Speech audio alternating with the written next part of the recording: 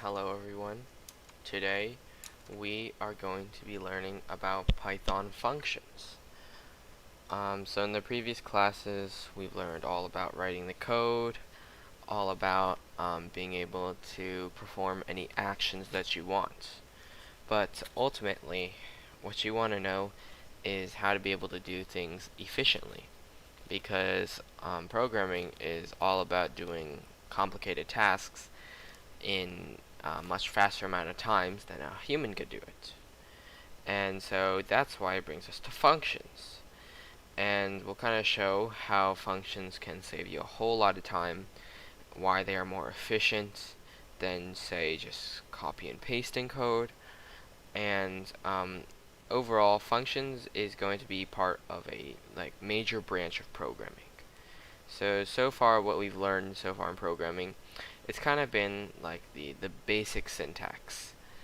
We've learned all the basic commands, all the calculations, how to store values, comparing values, looping through things, but we haven't quite learned how to store our data, how to store our instructions, and be able to access it and in an efficient way. And so that brings us to functions. And functions is going to be the most basic kind of group belonging to this larger group, I guess. So, what is a function? So, my sister said when first learning functions that a function is essentially just a mini program. And essentially, that is what a function is. Because a function is just a bunch of code stored into a structure, and the structure is known as a function. And the structure, what's so useful about it is that it can easily be accessed or easily be called. There aren't many complicated things you have to go through to make sure that your function is declared properly. So basically the syntax is very simple, easy to understand, and it essentially just runs like a mini program, because there aren't many exactly limitations to a function.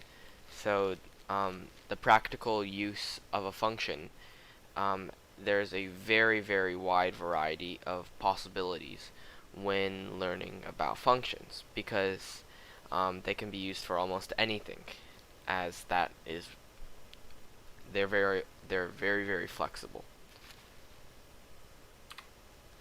So why would we want to use functions? So if we were to write, say, a block of code like this, and so it's a couple lines, so it'll take us a couple minutes to write, and it'll maybe take us a couple minutes to proofread, to change some numbers, say if we find the logic is wrong. And this few lines of code is used for checking whether or not a number is prime. And say we were trying to find if all the factors of a certain number are prime, then this would mean that we would have to copy and paste it for every single one of the factors. Now, this isn't exactly the most ideal way to do this, as if there was a small amount of code that we had to change because of some sort of special case or something, then that means that we would need to proofread the entire program to make sure that we account for that special case. And that's where a function comes in handy. And the reason is because a function essentially is just all of this code packed into one kind of line that you can just call. And what does this mean is that instead of having to copy and paste this block of code over and over again, all you're going to have to do is just copy and paste or type in the function call or running the function. And so all of this code is essentially just packed in the function, and there are parameters of the function, where parameters are essentially going to be the numbers that you input. And so you can pack anything into a function, really. Um, a prime factorization, you can find out whether a number is prime or not. Any code can be packed into a function. There's nothing special about them. It's essentially going to belong to a bigger group, which we will learn later on in the presentation. And now that we learned, okay, well, a function seems pretty useful, right? It simplifies your code greatly. You're not going to have to copy and paste. So what this means is that you're going to save multiple lines of code, as instead of having to copy and paste this code block over and over again, all you're going to have to do is just call a function. So we're going to go through the syntax of the function. So essentially, what happens in a function is you're going to define it, and so the keyword is def. And the reason why you need to do this is because this tells Python, okay, I'm going to define a function right here, and not just say some sort of like class or some sort of variable. So this determines that, okay, this is a function that I'm making right here. Next is going to be your function name. Again, this can be anything except like some special keywords. And examples of those special keywords can be like def or something.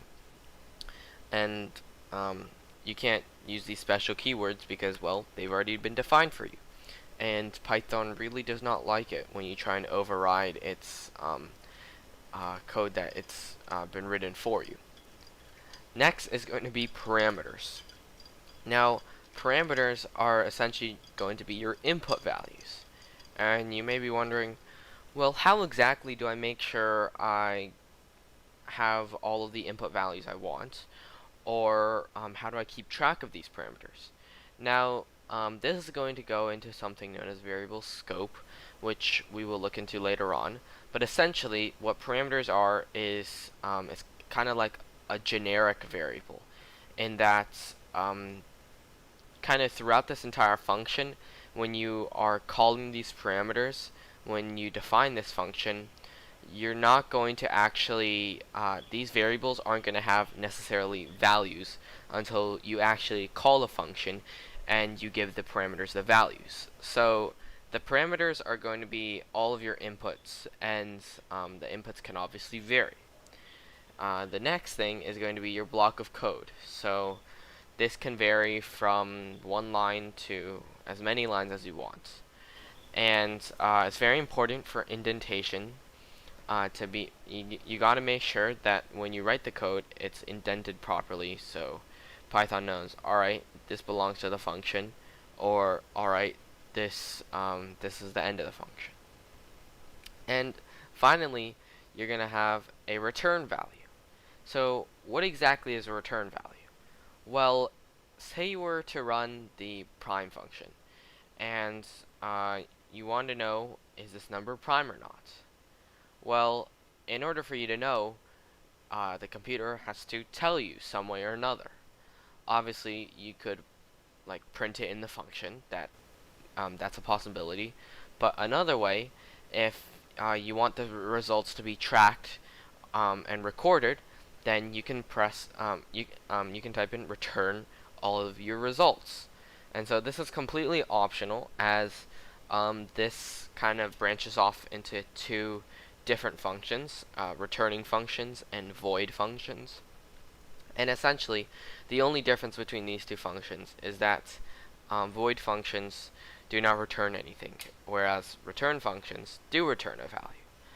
And so the return function, or the return keyword, will essentially just return any value that you want back to the program wherever you called it.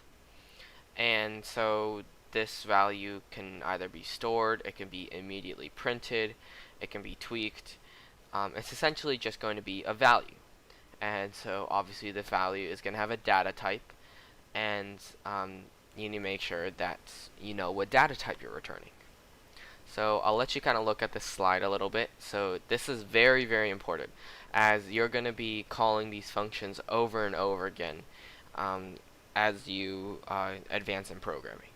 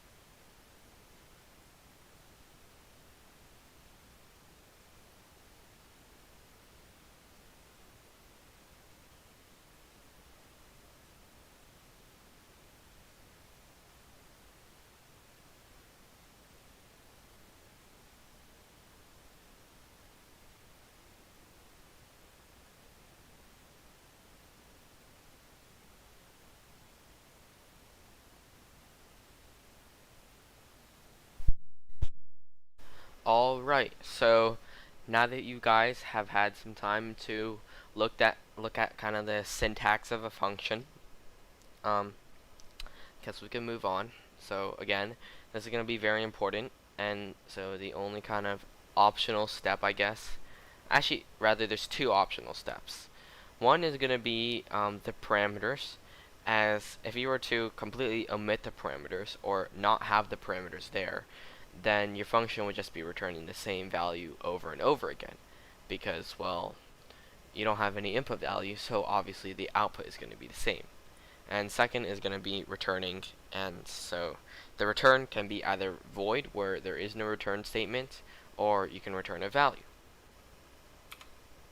So here's an example of it. So we'll kind of go over the major sections.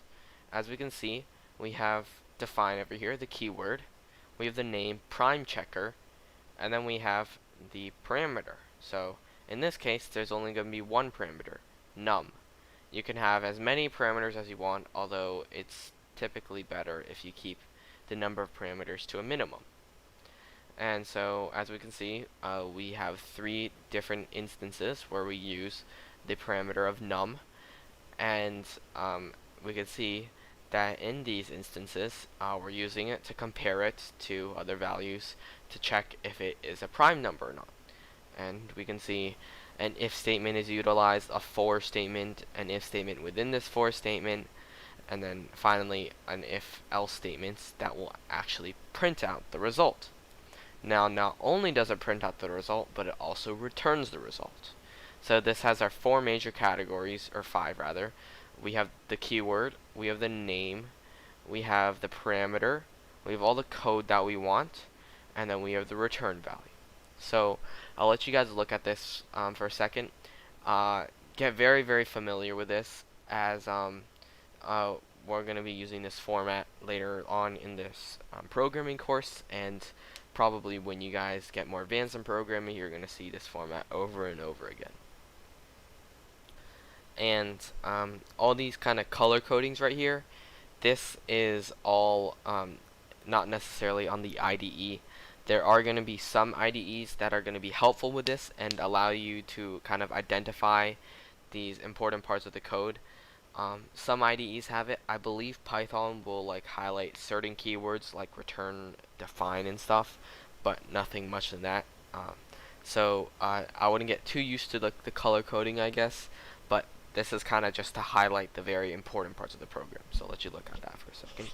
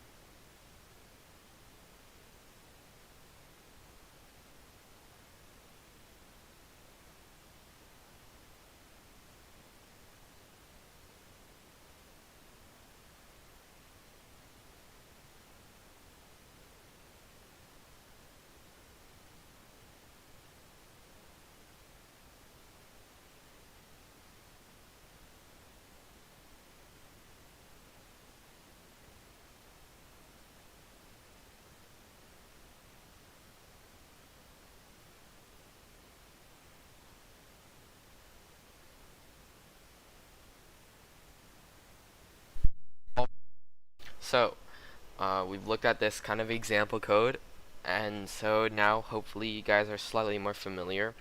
Obviously it's going to take a little longer for you to actually get a lot more familiar with this and be comfortable with using it, and as usual, practice makes perfect. Alright, so how exactly are we going to use a function? So we learned that we can easily define this function, and like how we actually write the function code, but in order for us to use it, we're going to need to call it. So essentially what needs to happen is you're going to need to just simply write the name and then any parameter.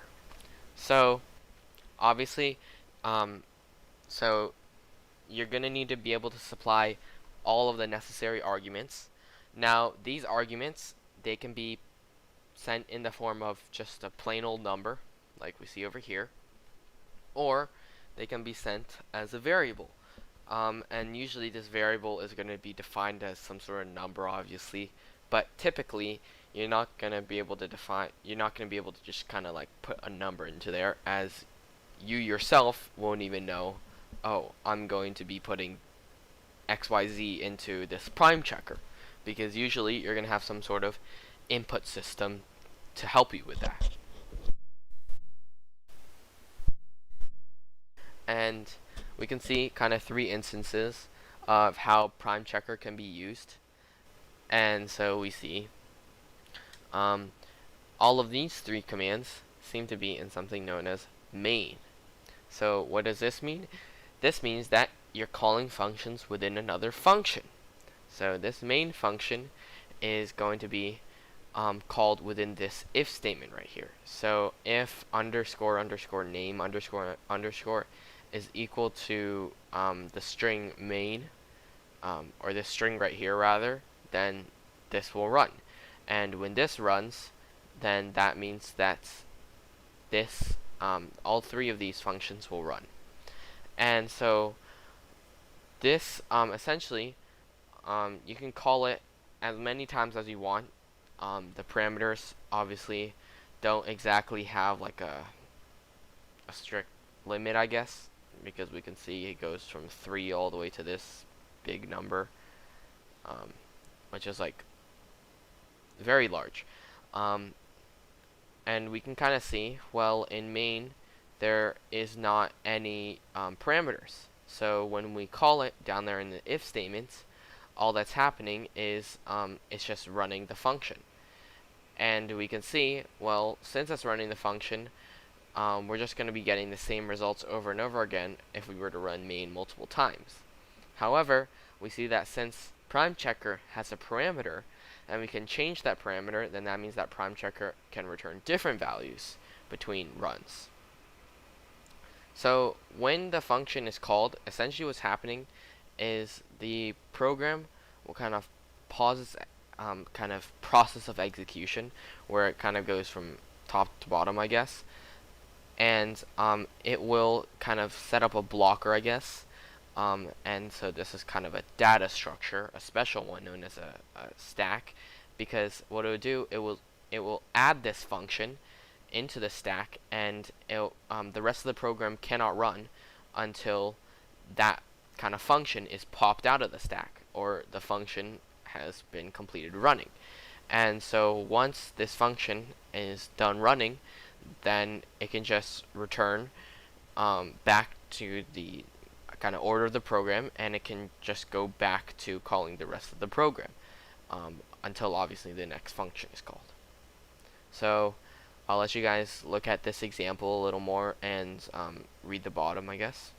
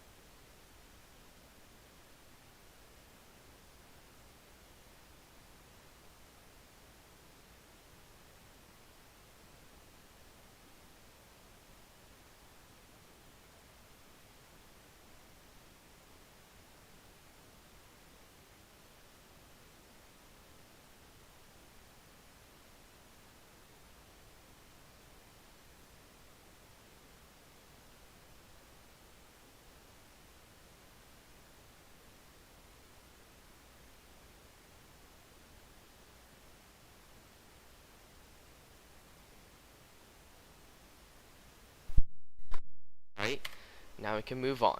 So back to the point about how a Python function is essentially just a mini program. Now that you've kind of seen some examples for yourself and kind of looked at it for yourself, we can kind of see, oh, this function kind of is a mini program. So what does it mean when there's more than one function? Well, you have multiple mini programs. So essentially what this function allows us to do is it allows us to run this mini program as many times as we want. No limit. And what does this mean? It means that essentially we're using that piece of code multiple times over and over again. And so essentially what this means, it's called code reuse. So code reuse as an entire concept, I guess, is a very, very vast concept, as there are kind of multiple layers to it, or kind of multiple ways you can implement code reuse. Now, functions is going to be your very basics, as there's nothing much else to it. It's just defining the function and calling it with all your parameters. And once you kind of figure out, alright, well, it's pretty easy to use a function. Now, what happens if I want to package a bunch of functions together? Then that brings you to the next level. And then what happens if I want to package a bunch of those together? Then it brings you to the next level. And so that's kind of how the code reuse, I guess, pyramid works. I don't know any other word to explain it, but essentially code reuse is a very, very vast concept, and there's a lot of things that you can do with it. Now, code reuse also covers a big part of programming, as it helps simplify programs so much, and it allows you to kind of understand and debug your code a lot easier than you could before. And so that's why code reuse is a main kind of focus for many of the programming classes that you may take later on. So here's kind of a big slide on code reuse. So I'll let you guys read through it, and then I'll explain it for you guys.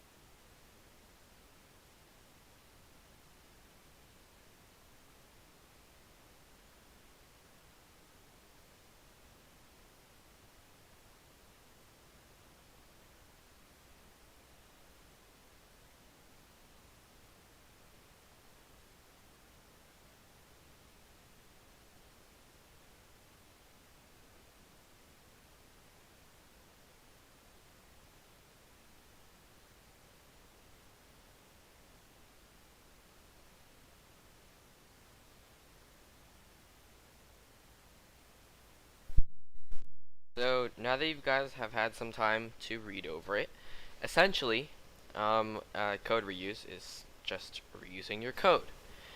And not only can you reuse your code, but this allows other people to use your code as well.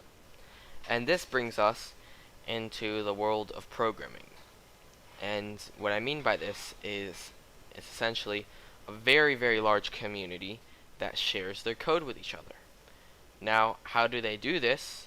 Well, there's something known as open source, where essentially programmers get together and they share all of their code so everyone can use it. There's no fees, nothing at all. All you have to do is just press the download button, and it downloads all of the code onto your computer. You can run it, you can tweak it, you can study it and create your own version of it. Essentially, there's not many limits through open source. Now, of course, there are going to be, since there's an open source, there's going to be, I guess, a closed source, where essentially you're going to have to pay for it. But what's so useful about open source is it allows you to learn programming a lot faster as a beginner, as you can see thousands of examples, probably more than just thousands actually. And many times the best way for a program to be developed is not through the mind of one programmer, but through the mind of, say, hundreds, thousands of programmers. As all of them can edit the program, all of them can improve on it, input their ideas, and create the best version possible. And this is why code reuse is so powerful, because it's so easy to implement and so easy for others to kind of access and use themselves that it kind of opens up so many new doors, I guess. And um, essentially, there's not many limits to it, obviously, and it, I suggest that you guys go ahead and kind of look through some of the main repositories of kind of programs. One of those being GitHub, and GitHub is going to be very, very important, very, very good for learning about this stuff. There's also a site known as Stack Overflow, um, so that also has a lot of open source programs that you can go through. And so all of these kind of open source programs, they allow you to just reuse their code essentially. And so that is kind of one of the top layers, I guess, of code reuse. So kind of like to, I guess, almost wrap it up. So essentially what code reuse is functions is going to be the basic level of code reuse. And so it kind of just packages or abstracts the code to reuse the code for later on. And so, as I said before, there's going to be many more kind of layers of code reuse, and functions is just the bottom of it. Next, you're going to have classes and objects, and then you're going to have modules and packages. And so all of these kind of new ways you can reuse your code are going to be kind of like almost like Russian dolls in a way. And what I mean by that is once you break a Russian doll, then you're going to have a slightly smaller one underneath it. And so you're going to do this all the way until you have that bare code that is not even in a function anymore. So that is kind of how code reuse can be super helpful in programming. And now we're going to kind of go to the main function. So the main function is going to be an interesting one in a way. And the reason why I say this is because in many languages, the main function is actually a required function. Or what I mean by this is that the program cannot run without a main function. Because essentially what would happen is it would go like, oh, how am I supposed to run this program? Oh, I'm going to go to the main function first. And so this is kind of like the entry point of how the program can just start executing. And obviously you can go through other methods, other functions, I guess, based on the main function. But the main function is where you have to start. Now Python is a scripting language, and it's different from languages like C, C++, and Java. And this means that instead of starting from the main function, the program will actually start from the very first line of code. And this can be any line of code. This can be the main function, but it can be anything else. And so, essentially, what will happen is the functions, rather than having the main function automatically be called, I guess, in the beginning, every single function in Python has to be called on in order to be completely executed. So, essentially, Python no longer requires a main function. But obviously, if you have multiple functions, it's going to be much easier for you to kind of wrap all of these functions up into one main function, so you kind of know where everything is being accessed and know how to easily be able to kind of manage your entire program and I guess kind of indicate the point of entry to your program. So I'll let you look over this slide real quick.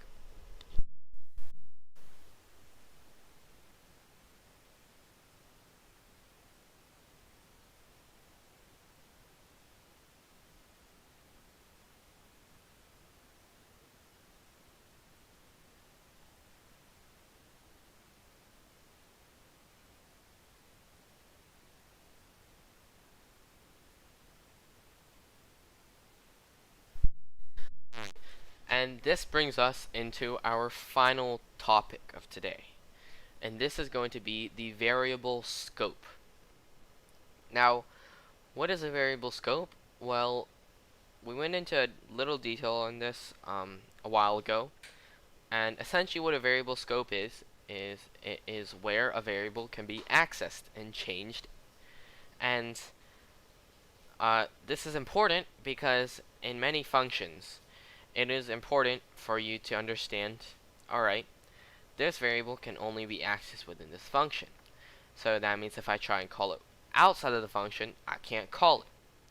Now, there are going to be other variables such as global variables, and these global variables are, you can access them anywhere in the entire program. And so they kind of can be accessed anywhere in the entire program, including inside of the function.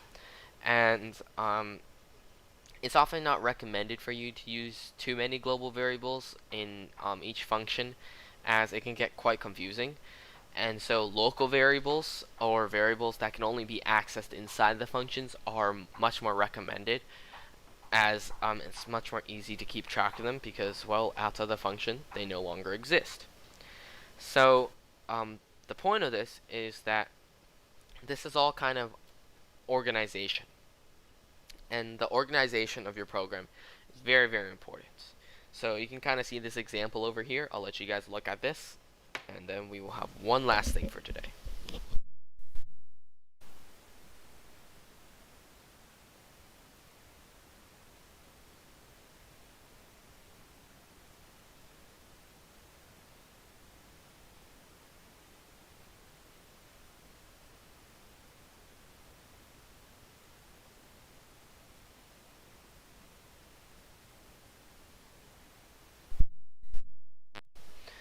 So as we can see, we have a number. This is a global variable as it's defined outside of the function, and it's not used inside this as it is defined after this function. But as we can see, we can run prime checker right here, and we have num over here. So this num is defined inside of this as it is a parameter, and we can access it anywhere we want inside this program. But if we were to try and print it outside of the program, we get an error because, well, it's not defined outside of this function. Alright, so this brings us to our final thing of today. This is going to be on learnpython.org, and I'll put the website into the description, or the chat rather. And you guys can look at it for yourselves. So okay, so now I'm going to do a little bit of a review plus some examples. So what are functions? Functions are a convenient way to divide your code into useful blocks, and this allows us to order our code, makes it more readable, and you can reuse it and save some time. So how do you write functions in Python? So Python makes use of blocks. So a block is an area of code written in the format of, like, it has a block head, and then the lines after it are indented. So functions in Python are defined using the block keyword, def. So it's followed with the function's name as the block's name. For example, here it says def my function, and then it says print hello from my function. So functions may also receive arguments. So the difference between arguments and parameters is that a parameter is the variable listed inside the parentheses in the function definition. And argument is the value that is sent to the function when it's called. So arguments are variables passed from the caller to the function. So arguments are specified after the function name inside the parentheses. You can add as many arguments as you want, just separate them with the comma. But there's one thing that you have to keep in mind when using arguments and functions. So a function must be called with the correct number of arguments. So this means that if your function expects 2 arguments, you have to call the function with 2 arguments. You can't have more or less. Otherwise, it will result in an error. So the next thing we're going to talk about is using the keyword return. So a return statement is used to end the execution of a function call. So basically returns the result, and the result means like the value of the expression after the return keyword. So it returns the result to the caller. The statements after return statement, the statements after return statement are not executed. So in this example, you see it says defined sum two numbers a and b, and then return a plus b.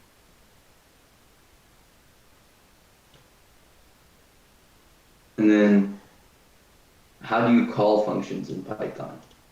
So to call functions, you would write the function's name followed by parentheses, and then you place any required arguments within the brackets. So in this example right here, you can see my function with args and then parentheses, and then it places the arguments here in quotation. And then if you look above on line 5, it says define. So basically you're calling it from there. And yeah, that's the review. So as you can see, we have this exercise over here, so I'll let you guys do that for yourself. I posted a link into the chat of our YouTube live stream, and that will be the end of our lesson for today. So if anyone has any questions, just ask them in chat.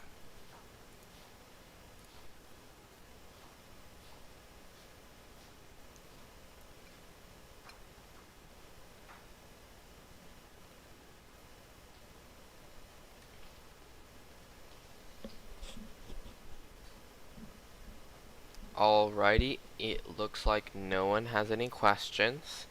So, thank you everyone for watching, and we will see you guys on Tuesday.